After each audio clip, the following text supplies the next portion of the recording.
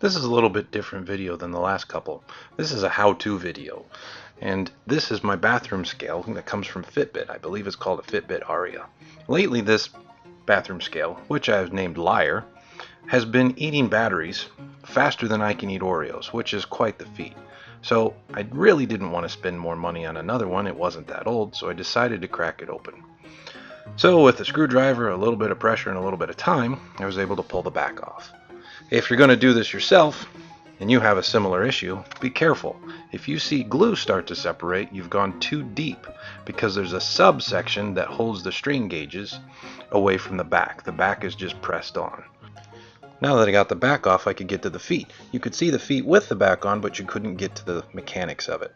Those white pieces that I'm messing with now held the two sections of the strain gauge, and when those two sections touched, they create a resistance, turning the system on. There was a break, which meant those metal discs could touch at any time.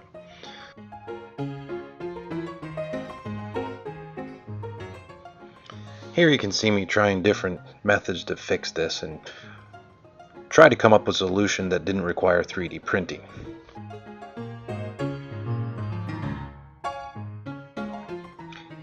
In the end, what worked best was hot glue. It gave it the springiness I needed and held everything together. So now I reassembled it to make sure it was going to work. So you place the disc in, you place a spring in. See that little gray gasket? That's very important. And it's important you don't lose that and don't spend half the day on your knees in your garage trying to find it with a flashlight. Not that I did that.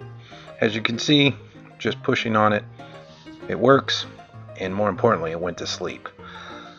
I didn't think those were going to last very long, so I went into the computer, and this makes it look like I went straight to Thingiverse and found a perfect example of the model, which is exactly what I did. I did not spend way more time modeling it myself before I even thought of Thingiverse in the first place.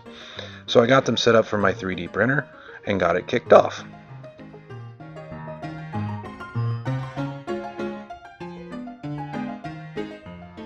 You can see here I've already installed one of the new 3D printed parts. I was going to put it back together, but I decided it might be better for the scale if I use the same materials on at least the bottom two.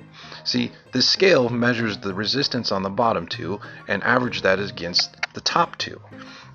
You have a positive and a negative. It's what they call a Wheatstone bridge in electrical engineering. So I wanted to make sure that I could get as accurate and as even of measurements as possible.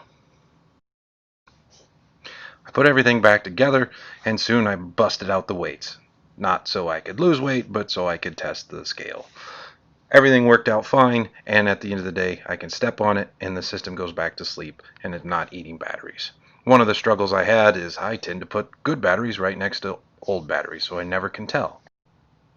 If you want to tell if a battery's good or bad, drop them. See that bounce? See that not bounce? If a battery has charge, it won't bounce. And there you go. Voltmeter says it's good.